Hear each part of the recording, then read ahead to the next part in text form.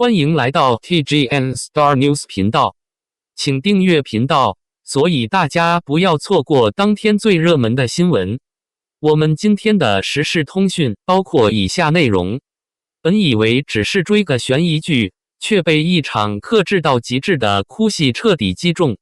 当男主缩在墙角，咬着牙说出"我不配做刑警"时，那种连崩溃都不敢放肆的隐忍，把成年人藏起的脆弱演活了。原来最好的演技是把痛都揉进红血丝和颤抖的尾音里。我最近没事就抱着手机刷剧，本来就是随便找个悬疑剧打发时间，没想到追着追着就入了迷，连着好几天都天天蹲更，连出门买奶茶都要带着手机刷。本来跟着剧情走，一直跟着主角那边查失踪案子，我还跟着猜了好几天凶手是谁，没想到第10集出来直接给我干懵了，半天没缓过神来。原来我们跟着追了快10天的那个男主，居然早在第1集开场没多久就已经不在了，这个反转真的太戳人了，一下子就绷不住了。我本来之前也没觉得他演的会有多好，只是跟着剧情走，没想到这段哭戏出来，我直接跟着掉眼泪，半天都缓不过来劲儿。那段戏镜头放得特别近，能看清脸上每一个细节。他穿的普通长服，领口微微敞开，眼睛通红，连红血丝都能看得清清楚楚，整个人状态差到不行。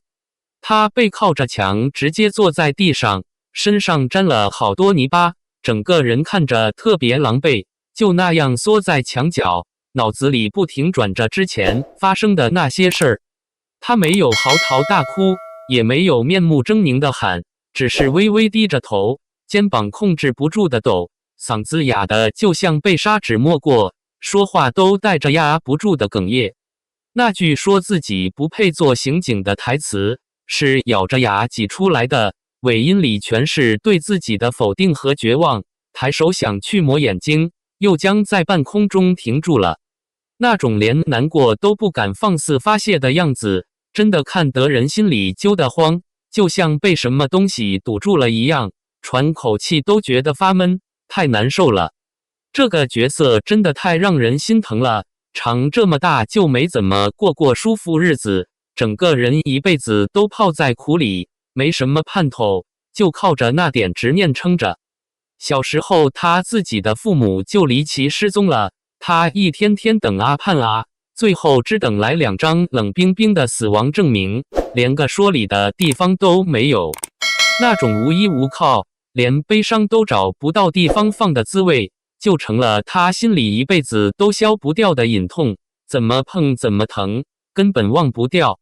所以后来他拼了命考上警校，穿上警服那天对着警徽发誓，以后碰到每一个失踪案子都要查到底，不让别的家庭再尝他的苦。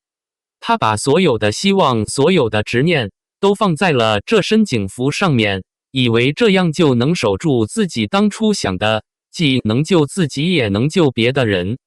可命运就是爱跟人开这种残忍的玩笑，揣着这么赤诚的心入行，他经手的第一个大案子就出了错，判错了方向。他不是懊恼自己丢了面子，也不是怪自己能力不够，就是打心底里觉得愧疚，对不起受害者，也对不起自己当初发的誓。之前还看到有人说这段哭戏是假哭，说根本没什么情绪，可只要真看懂这个角色的人，都能看出来这段演得有多真实多戳人。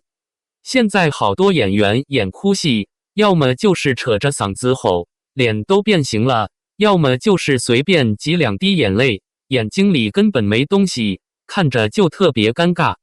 他不一样，他把角色的隐忍和快要绷不住的崩溃，全都藏在那些小细节里面，不用喊出来就能让人感觉到疼。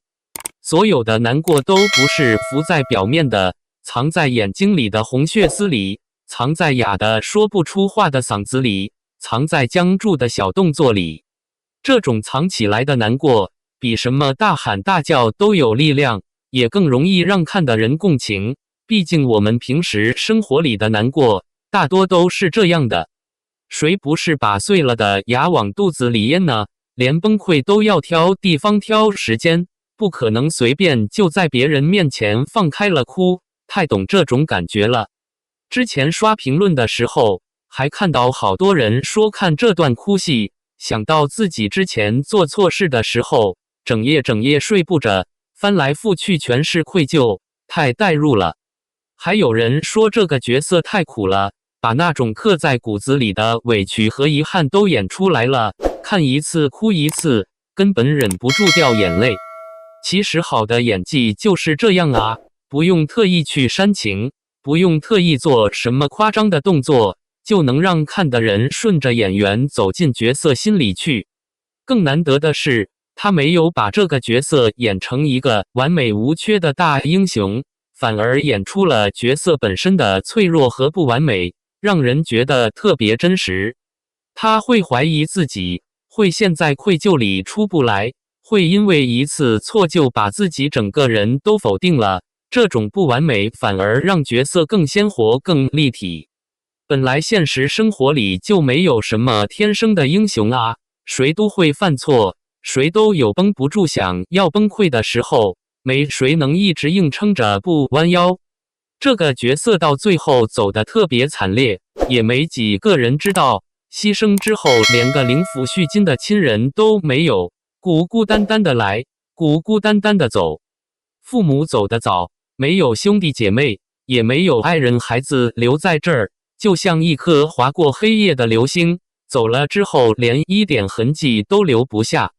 后来剧里别的人都在往前走，当初跟着他的小孩长成了很棒的警察，在一线好好干活，别的人也都慢慢过上了安稳日子。